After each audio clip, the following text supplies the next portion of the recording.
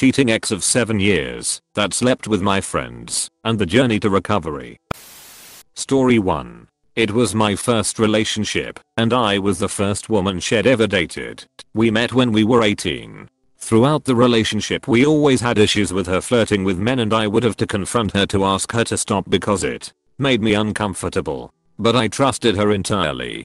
Every once in a while she would ask to open the relationship, and because I was insecure about not being enough for her I would agree and let her sleep with men. This would go on for a few weeks every year, until 4 years in, when I was traveling to visit my family and she asked to open the relationship while I was gone. I agreed and asked if I could sleep with a friend that had previously shown interest, but she said no. She slept with one guy regularly while I was traveling and it hurt. Eventually I asked her to close the relationship and stop sleeping with him. She said, "Don't you want me to be happy?" and didn't stop. I warned her that this felt like cheating and we could break up over this. She preferred to keep sleeping with him rather than be with me. Throughout the relationship I knew I hadn't been perfect.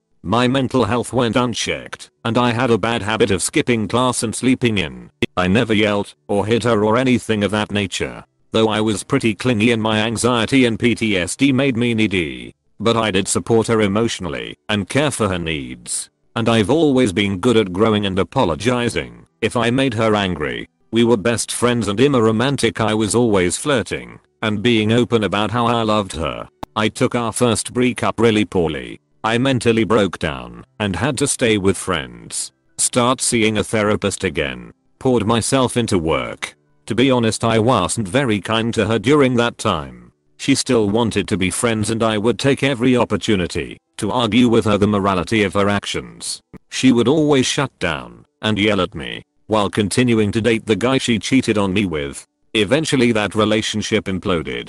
She got too serious about him too quickly. He was angry that she would flirt with his friends. It got physically abusive. She broke it off with him and ran back to me for support. I had been desperate for her love back then, and we reconciled and got back together. I went to therapy to specifically work on the trust issues I had built up around her, and it was an intentional effort that I struggled with every day. I vowed never to treat her poorly and to be a forgiving person. I worked hard on my mental health to become a self-sufficient and stable person, so she wouldn't have to see me break down anymore. I cultivated a group of friends that supported me and our relationship, though she didn't hang out with them often. After we graduated I struggled to find a job in my field, while she excelled in her career.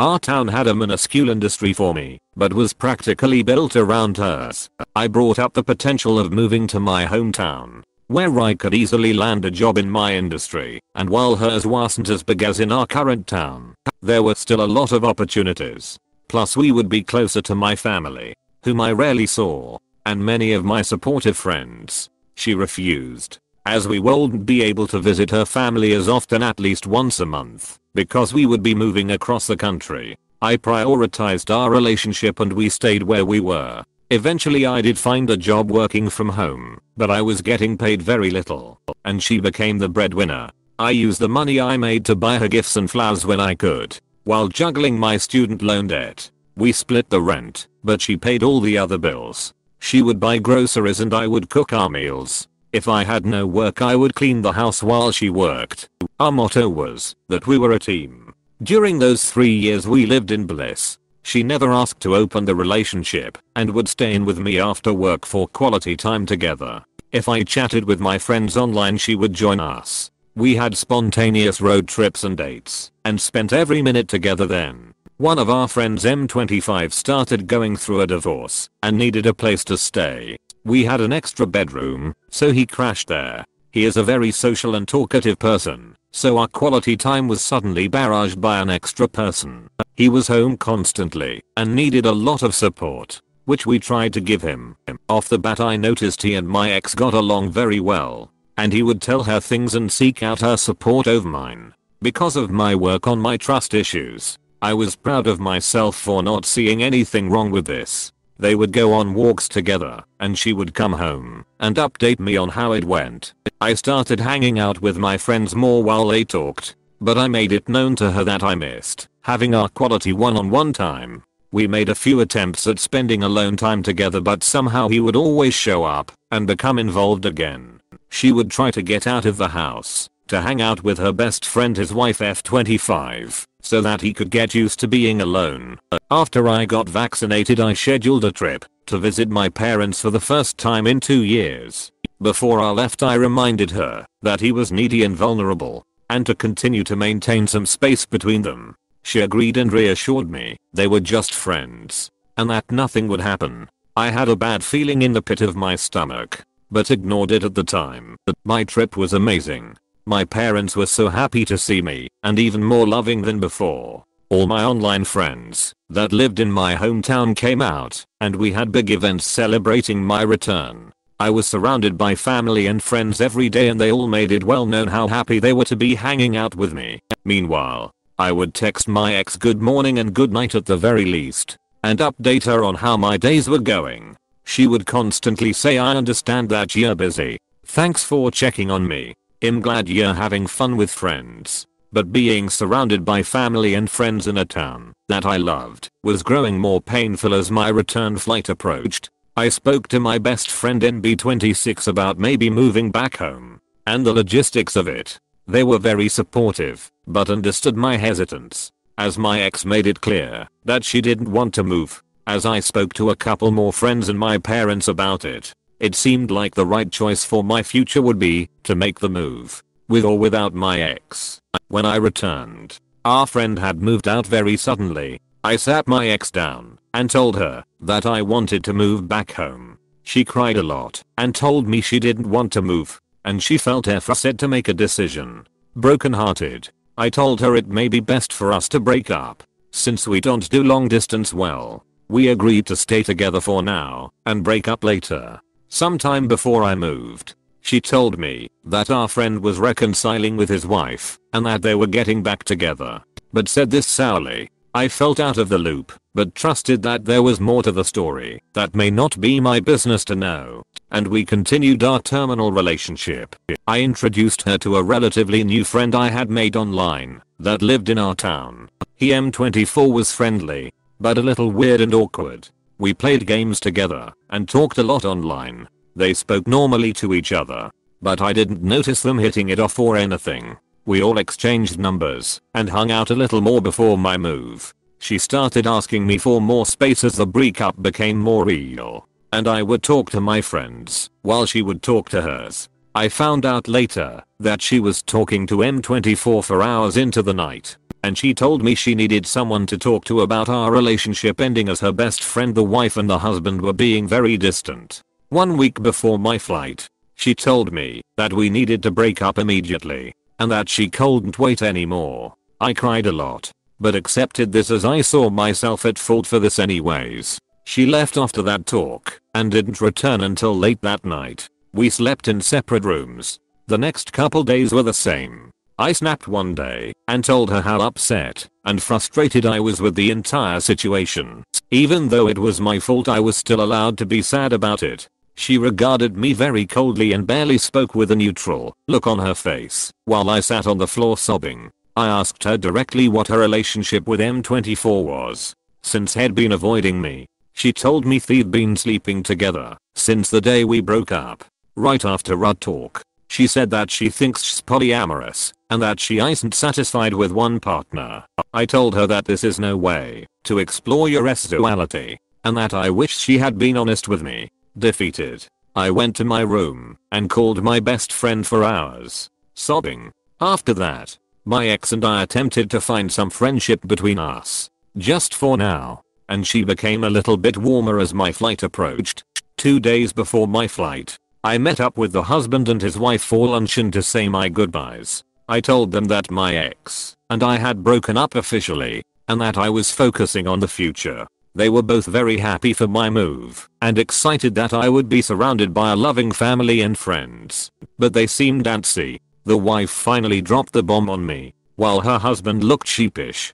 He and my ex were sleeping together the entire time I was out of town visiting my family. Before we broke up, and before I even considered moving, my ex had been telling him a story about me being an absent and uncaring partner the entire time, and that she wanted to explore polyamory. His wife found out and dropped all their current issues to force him back into the house because she didn't want me to get hurt any further. I was shocked, but had already felt defeated from the news of him 24. I said my goodbyes and she apologized to me for the pain I was going through. Her husband quietly apologized as well, probably knowing how deeply in the wrong he was. They have both cut off all ties with my ex now. Before returning to the house I called my ex, who answered normally and happily, and told her his wife told me everything. Would you mind being out of the house while I finish packing tomorrow? She was quiet, then started crying, and began saying I was going to tell you. Before I said I don't want to talk about it, I finished packing my bags with another friend that I told everything to. The day before my flight when my ex returned to the house to pick something up, I confronted her. I didn't say anything angry, or mean, or hurt. I just told her how excited I was for my flight, and that this was goodbye. She sobbed as I tried to keep my face straight, and spewed all kinds of excuses. I didn't respond to any of them, and repeated that I'm only here to say goodbye. She said that she's not a bad person, and that she understood that I may never forgive her, and I stayed quiet. I kept my mind looking forward to my flight and my future. Finally I walked away, and that was the last time I saw her. My packing friend drove me to the airport in the morning and tearfully saw me off, apologizing for how the last few weeks had gone, and that she was excited for my friends and family to see me again. It's been 2 months since then. Being home every day has felt full of love. My parents are supportive while I figure my life out, and my friends make an effort to let me know how much they love me. I'm invited out to events constantly, and they talk to me every day to check in on me. I've been going outside and driving myself for the first time in a long time. I feel very full of life compared to how I felt in my ex's town. There are even a couple of women interested in me, but I've made it clear that I'm not ready to date yet. I found out that my online group has kicked out both my ex and M24, and one of them told him off about hurting me. Everyone including myself has both of them blocked. I found out recently through the wife's social media that my ex has started officially dating M24. The wife is disgusted by all of it, and they're definitely not best friends anymore.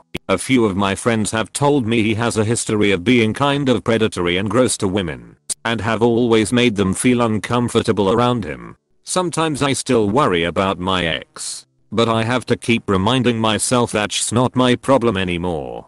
I'm sad however at her attempts to explore her sexuality the way that she did. I have a lot of bisexual and polyamorous friends that tell me she went about it all in the worst and most harmful way possible. I don't hold anything against bi and poly people, and I'm sad that my ex has given them such a bad name. My friends have beautiful relationships and are wonderful, honest people. I'm meditating and exercising and socializing every day, and I've surprised myself with how easily I can make new friends. A lot of issues I assumed were inherent in me seem to have dissipated after leaving my ex. I'm not needy or insecure or clingy. I understand my boundaries and attachments and what I want in a partner. Of course every day is still a struggle, but I'm proud of myself for how far I've come. TLDR, my partner of 7 years regularly bent the rules around what constituted as cheating until she finally concretely cheated on me with a friend we were housing. Her excuses included exploring her sexuality and that I was somehow an absent partner, even though I've always been romantic and put a lot of effort into our relationship. We broke up, and I finally moved back to my hometown, where I'm surrounded by love and support.